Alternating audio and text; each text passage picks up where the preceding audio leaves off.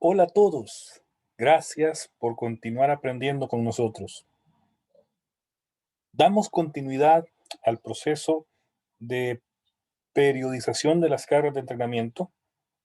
Entonces, en este video hablaremos acerca de la asimilación de las cargas y es parte del mismo proceso que llevamos para poder analizar cómo ser más eficientes, siendo entrenadores, siendo atletas, y así llevar procesos en los cuales realmente tengamos frutos positivos en el proceso de entrenamiento.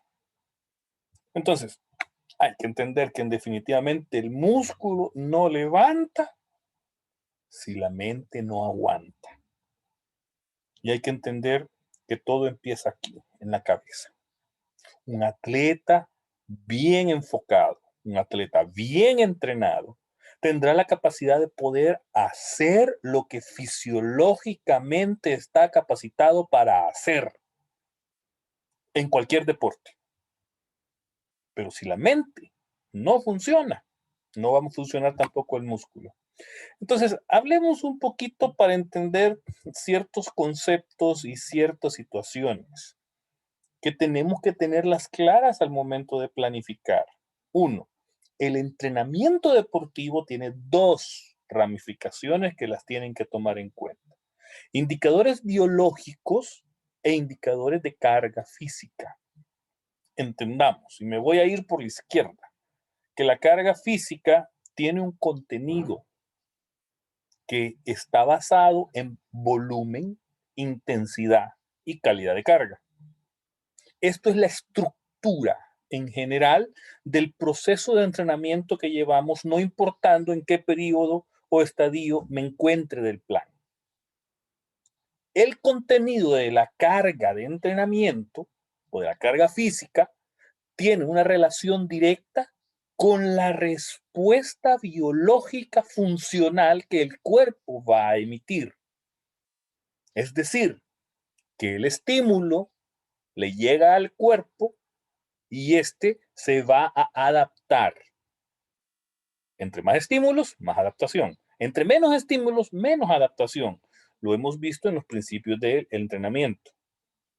Entonces, si estas situaciones funcionan correctamente, los resultados deportivos altos y estables estarán presentes y tendremos el cumplimiento de nuestros objetivos como tal. A ver, yo trato de establecer bien claro esto, porque en los libros, en la mayoría, los autores hablan de que los elementos de la carga física son volumen e intensidad. Depende del deporte y la actividad, pues volumen puede ser distancias, puede ser tiempos, intensidad puede ser frecuencia, puede ser capacidad cardíaca. Entonces ahí se tiene que jugar dependiendo del deporte, pero en definitiva están presentes. Sin embargo, sin embargo, el tema de calidad de carga es un elemento en el cual yo siempre trato de hacerle bastante énfasis debido a que la calidad de la carga tiene que ver directamente con la técnica aplicada por el atleta al desarrollar el ejercicio, al desarrollar su deporte. La calidad de la carga en la forma de ejecución, debido a que la ejecución correcta de un ejercicio nos permitirá ser más eficientes en la administración energética del cuerpo y por lo tanto tener una mejor administración de carga durante el proceso de entrenamiento. Por favor, si queremos comentar este tema, lo podemos dejar en los comentarios porque es importante tomar en cuenta que los elementos de la carga física son volumen, intensidad y calidad de carga. Ahora, cuando hablamos de forma física, es que hay que entender una cosita bien, pero bien importante, que es la capacidad de realizar una actividad, pero es según el estilo de vida de la persona. O sea, a ver, entendamos. Tú, al estar sentado frente a tu teléfono, frente a tu dispositivo móvil, frente a tu computadora, estás realizando una actividad. Y hay músculos que están sosteniendo tu cuerpo, que están sosteniendo el teléfono, pero que están consumiendo una mínima cantidad de energía y de movimiento. Vale, estamos. Entonces, en base a cómo el estilo de vida de la persona le establezca las necesidades para poder desenvolverse, así es como todos tenemos una forma física, ¿ok? El niño que juega, el que no juega, el joven que corre y el que no corre, el que trabaja, por ejemplo, de voltero en un mercado, tiene una forma física que le permite realizar su actividad y muchas veces es mucho más fuerte que un atleta. El señor que maneja la unidad de transporte, un autobús, tiene la capacidad física de pasar sentado horas conduciendo esa unidad. Entonces, es la forma. Y así, el estilo de vida nos identifica para poder tener que el estilo para poder sobrevivir, para poder, por ejemplo, déjame ver aquí, para desarrollar una vida sedentaria, una forma física. Ah, pero no, entonces paso a otro nivel. Juego los domingos con los amigos. Ok, muy bien, perfecto. Ese es otro nivel de forma física. Ah, ya no juego solo con amigos, sino que me metí al parque con una competencia de basquetbol, pero ya es competitivo contra el barrio. Ah, entonces es un tercer nivel. Es decir, que la capacidad de la persona va aumentando conforme a su estilo de vida y las actividades que realice en él. Pasé del parque, de jugar de una forma ordenada, y me federé o me acompañé con los runners y anduve corriendo en la semana, hice un deporte 3 veces, 4 veces por semana, de una forma, ya subimos. Y entonces ya llegué a un nivel del 5, por poner un ejemplo, en donde ya estoy federado y puedo ser competitivo y alto rendimiento, bueno, competitivo en alguna medida porque puedo tener el roce con otras personas que buscan resultados como tal. Y pongo un nivel 6 en donde definitivamente ya es competitivo, pero la competencia pues estará marcada en el tema de qué rango del ciclo olímpico yo me puedo ubicar. Los semidioses que participan en campeonatos del mundo, en Juegos Olímpicos, o sea, son gente que en definitiva tiene un nivel de altísima competencia deportiva. Y que hay gente que va a llegar allá, va a rozar y se va a regresar porque no tiene el nivel para. Y hay otros que no van a llegar y que son buenos en un área deportiva, un área geográfica. Por ejemplo, son buenos en Centroamérica. Qué chivo. Estos de Centroamérica, por poner un número, 5, son buenísimos en Centroamérica. Pero de estos 5, 3 son buenos en Centroamérica y el Caribe. De estos 3, 2 van a ser buenos en el Panamericano. Y uno en un Mundial o Juegos Olímpicos. ¿Por qué? Porque selectivamente hablando, la forma deportiva va cambiando según los niveles. Forma física, hasta aquí, digamos, por el nivel 4 y en el nivel 5 hablemos de una forma deportiva y de una forma competitiva en el nivel 6. Pero eso depende de el estilo de vida, del tipo de entrenamiento que estemos usando, del tipo de deporte que estemos trabajando y, por supuesto, el objetivo al cual queremos llegar. Entonces, hay factores que deben de ser considerados en el entrenamiento.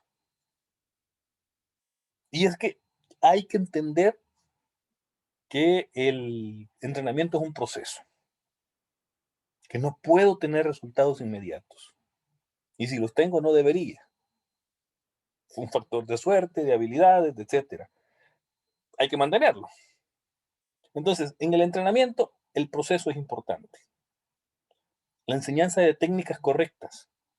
La enseñanza y establecimiento metacognitivo, por favor, de las tácticas, de las estrategias que voy a usar en mi deporte. Son importantes. El tema de la alimentación, cuánto y qué está comiendo cada atleta. Controles médicos, controles pedagógicos, psicológicos. Estos en el área de salud son bien importantes. Cuando yo hablo de un control médico, es que en el proceso de entrenamiento tiene que existir, primero, nivel de hematócritos en sangre, de examen de heces, examen de orina, a ver si no hay parásitos o infecciones. Y por ejemplo, alguien, el tema de los dientes, si hay o no hay caries. ¿Por qué? Incluso si no hay o no hay bursitis y esto se mete con control psicológico, porque el tema de apretar los dientes complica muchas veces por el tema del estrés y un dolor de boca es paja, no deja. Tiene que ver también el tema psicológico con el tipo de material que estoy usando. No es lo mismo, o sea, afrontar una competencia, o sea, una preparación hacia una competencia o presentarme en la competencia utilizando un material que no es adecuado. ¿Ok? Entonces, eso definitivamente afecta. En la vida social, cómo él se puede relacionar en su círculo más cercano. ¿Qué nivel educativo tenemos con el atleta, con el entrenador? Miren, cuando Costa Rica en el Mundial de Sudáfrica, si no me falla la cabeza, quedó en el cuarto lugar del mundo en fútbol, fue por una razón. Sus jugadores eran inteligentes. O sea, todos eran estudiados, estaban en una carrera universitaria en desarrollo. Los mismos estadounidenses en el tema de NBA los sacan de las universidades, pero no significa que dejan de estudiar. Mantienen ese proceso. Entonces, es más fácil desarrollar un proceso de entrenamiento con gente que logra desarrollarse en un tema educativo que sabe leer y escribir y con todo el respeto del mundo. Pero podemos hablar de temas más profundos del entrenamiento con alguien que tiene la capacidad de entender al respecto. Y entonces es así en que el entrenamiento se viene a meter con que el entrenar deporte requiere el manejo complejo de todos los factores antes mencionados. Y debe enseñarse a un atleta a usar todas sus habilidades desde el inicio al final del entrenamiento o competencia. Entonces, el rendimiento deportivo será fruto de la convergencia de diferentes factores sociales, físicos e intelectuales, los cuales el entrenador tiene que tener en cuenta al momento de aplicar la carga deportiva y cómo esta carga deportiva se va a asimilar en base a los principios del entrenamiento. Un deportista en cualquier modalidad ha de poseer las características genéticas requeridas por la prueba que disputa. Cuestión de miofibrías, cuestión de capacidad de VO2 max, capacidad de frecuencia cardíaca. También un grado de entrenamiento suficiente que le haga afrontar una competencia con capacidad de éxito. ¿Por qué? Porque esa capacidad de éxito estará de la mano con el dominio técnico, estructuras mentales que le permitan decidir su comportamiento táctico y estratégico ante cualquier situación que se le presente contra X o Y rival. En definitiva, un control sobre multitud de variables previamente entrenadas que se aproximen a los objetivos trazados ante cualquier competición. Pero ¿de quién es responsabilidad esto? Primero del entrenador y del atleta, porque se tiene que prever la el prever cómo vamos a enfrentar la competencia es súper importante. ¿Por qué? Porque esto nos lleva a tratar de nosotros entender qué es un rendimiento deportivo. Podemos hablar que el rendimiento, cuando trabajemos las exigencias que nos va a reclamar en el deporte. Es decir, el rendimiento es aquello que tenemos que identificar cuáles son las exigencias a las que nos vamos a someter. Siguiendo en el caso de la formación de criterios pedagógicos que se adapten a la edad, el desarrollo del individuo y las singularidades propias de cada persona. Porque esto es importante para poder desarrollar. Es aquí en donde el rendimiento, en donde podemos modificar según el día, según la hora del día. En atletas jóvenes fue tomada esta gráfica. Vaya, fíjense, en teoría podemos dar un mayor 100%, más del 100% si tenemos horas tempranas del día. Conforme el día va avanzando, la capacidad del cuerpo humano también va desmejorando para el tema de entrenamiento. Hay autores, los que hablan de que entrenar en la mañana es mucho más productivo que entrenar después del mediodía. Entonces, o entrenar de madrugada. Lo que pasa es que hay gente que ni modo, en estas sociedades que les toca trabajar y estudiar y aparte hacer deporte. Y entonces el tema de entrenamiento se vuelve un pequeño problema porque es una carga extra al estilo de vida de la persona. Y el rendimiento, que es la evolución con los años en la práctica. Es decir, o sea, la experiencia también establece que el rendimiento deportivo dará resultados en base al transcurrir del tiempo. El tema de la especificidad y la especialización deportiva, ¿sí? O sea, poco a poco el atleta puede ir subiendo su nivel y estableciendo cierto tipo de escalas en los cuales el tema va avanzando. Pero ¿cuántos años se necesitan? Habíamos hablado de 10 años en el tema de especificidad y especialización. Entonces, todo esto tiene que ver con un entrenamiento integral. ¿Por qué? Porque el entrenamiento se define como un proceso planificado de trabajo que busca la mejora en el rendimiento a través de la optimización de las capacidades del atleta en diferentes aspectos, físicos, técnicos, tácticos o psicológicos. A este concepto se le añaden varias connotaciones, las cuales dependerán en relación a cada deporte y a cómo se establece el proceso de desarrollo de cada atleta. El entrenamiento integral abarca un conjunto de medidas a corto y largo plazo que permita obtener los mejores resultados y fechas previstas con antelación.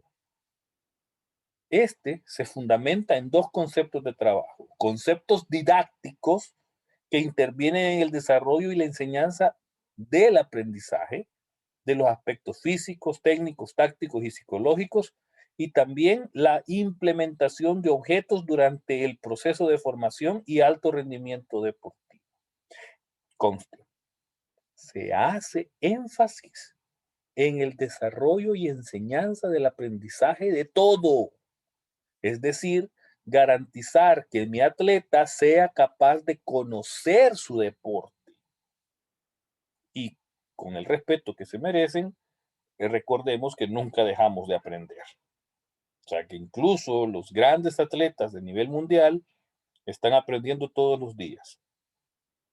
Y también se establecen conceptos biológicos que han de participar los efectos y modificaciones que pretendemos introducir en el organismo del sujeto a entrenar en consonancia con los procesos fisiológicos y los objetivos establecidos. Es decir, que va de la mano el tema biológico con el pedagógico. En definitiva, se determinan las relaciones del organismo en los procesos de causa y efecto en los cuales adquieren prioridad los parámetros de carga y adaptación. Es decir, que si logramos hacer que nuestro atleta entienda por qué estamos haciendo X entrenamiento, él también tomará conciencia sobre la importancia de cuidarse para que la carga pueda adaptarse. La puesta en práctica de este proceso de trabajo se realiza por medio de métodos de entrenamiento. Estos se responsabilizan del tipo de actividad, medios a utilizar y cargas en función de los objetivos que se hayan establecido. Hay diferentes métodos aplicables en función de los aspectos propios de cada deporte y de cada especialidad. Ejemplo fácil, el fútbol, el portero, en balonmano, el portero, trabajan aspectos específicos del portero. Así de sencillo. Entonces, cuando hablamos de capacidades para el entrenamiento, hay una progresión pedagógica del aprendizaje y esto hay que establecer como tal. Hablemos de las 4 capacidades. Por ejemplo, en resistencia, técnica 1, técnica individual, técnica 2, técnica colectiva. O sea, primero ayudo a que el atleta se forme para él y después sus habilidades colaboren en el proceso de un colectivo. Capacidad táctica, análisis de entrenos. Capacidad psicológica, percepción. Material a utilizar según cada deporte. Atención médica, la valoración antropométrica. Así con la fuerza. Por ejemplo, técnica 1, valoración antropométrica. Práctica 2, práctica compartida. Aprendizajes en estrategias y tácticas. Análisis de la realidad y test pedagógicos como atención médica. Cuando hablamos de velocidad, es la posición dinámica en su deporte. O sea, qué tan rápido su posición deportiva le obliga a moverse. ¿Sí? Y de eso dependerá la técnica 2. Posiciones contra contrarios, motivación y automotivación. Un test de salud general es importante. Y así en flexibilidad, técnicas en el deporte, técnicas específicas del deporte y cada una de estas en relación a cómo se va a desarrollar esa progresión pedagógica. Por favor, hagamos énfasis en que los niños tienen que saber hacer las cosas por ellos para poder ayudar a que otros también lo desarrollen. En los deportes de conjunto, uno solo no va a meter todos los goles, ni va a defender todos los ataques, ni tampoco va a meter todos los puntos en el básquetbol. Todos tienen que ir de lo individual a lo colectivo, de lo simple a lo complejo, de la carga fácil a la carga difícil, estableciendo como siempre los principios del entrenamiento. Entonces, vuelvo a esta lámina. ¿Por qué? Porque quiero recalcar el tema. Hay que respetar el proceso. Hay que enseñar las técnicas. Hay que desarrollar las tácticas en base a las capacidades del atleta. Hay que revisar la alimentación. Hablaba con un par de amigos hace un par de días y que me contaban que sus atletas habían tenido una gran participación en un evento. Y les hice yo, el evento empezó a las 6 de la mañana. Y vengo yo y les hago la pregunta, ok, ¿qué comieron tus atletas y a qué horas lo hicieron antes del evento? Es que fueron sin comer, pero es que es necesario tener ese control. ¿Por qué? Porque me va a amarrar con los controles médicos, con los controles psicológicos y aparte, pues, es otra forma de verlo, el alto rendimiento se establecerá por medio de estas 3 bases. ¿Qué material llevaron? ¿Cómo estoy usando el material? ¿Qué vida social tuvieron? Y cómo su educación les está aportando para ser mejores atletas.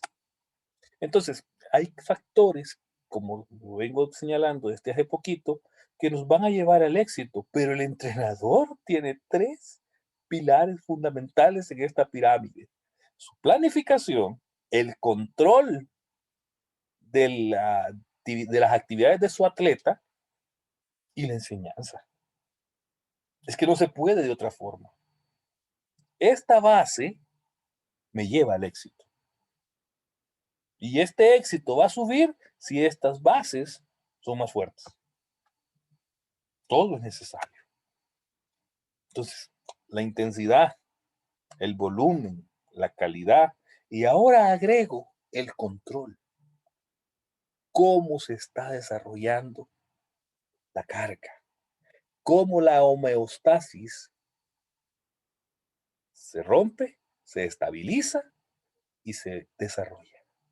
Entonces, así la supercompensación nos lleva del inicio del ejercicio a una fatiga, y la fatiga con recuperación nos hace llegar a un nivel superior del que nos encontrábamos antes.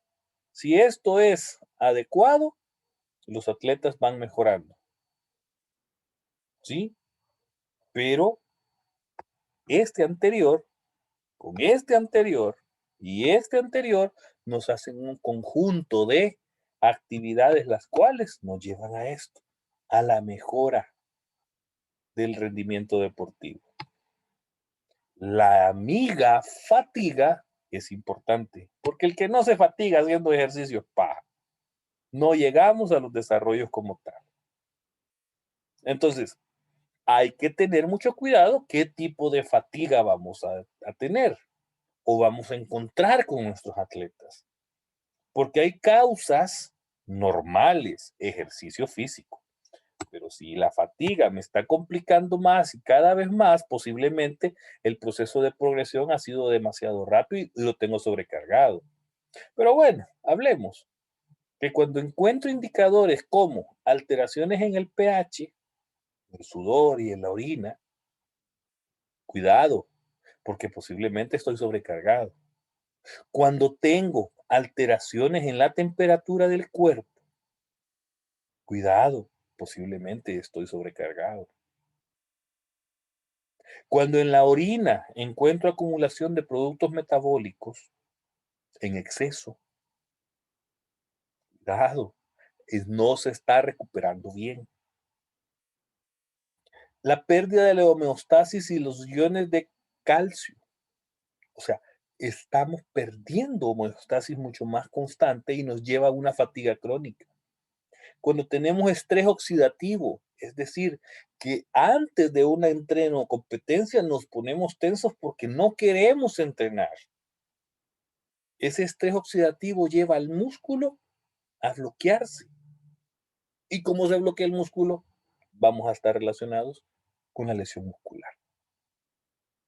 Estas causas de fatiga nos llevan a consecuencias: incomodidad respiratoria, aumento del tiempo de la reacción, somos más lentos, aumento de un riesgo de lesión, ya sea por contacto en deportes de arte marcial o una caída, deportes aeróbicos, dolores musculares, molestias post-esfuerzo, disminución de la fuerza contractil, el músculo se va volviendo más débil. Entonces, mucho cuidado. ¿Por qué? Porque la carga en esto con los anteriores no se está asimilando. Y si llegamos a tener esa situación, existe una fatiga local neuromuscular, que es que el músculo se contrae, es preciso un impulso eléctrico conducido por un nervio motor, que si está cansado no va a funcionar. El impulso eléctrico va a transformarse en una reacción química en el punto de unión, o sea, en la sinapsis del sistema nervioso, de las neuronas, con la fibra muscular, generando a su vez un nuevo impulso eléctrico en la célula muscular.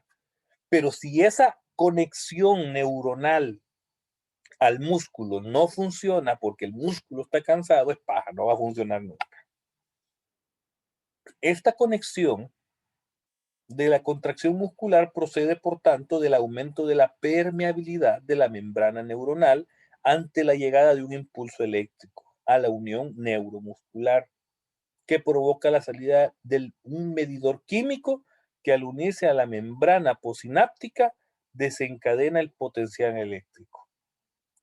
Pero entendamos que durante la actividad física hay que observar el aumento de las unidades motoras activadas para realizar una misma contracción.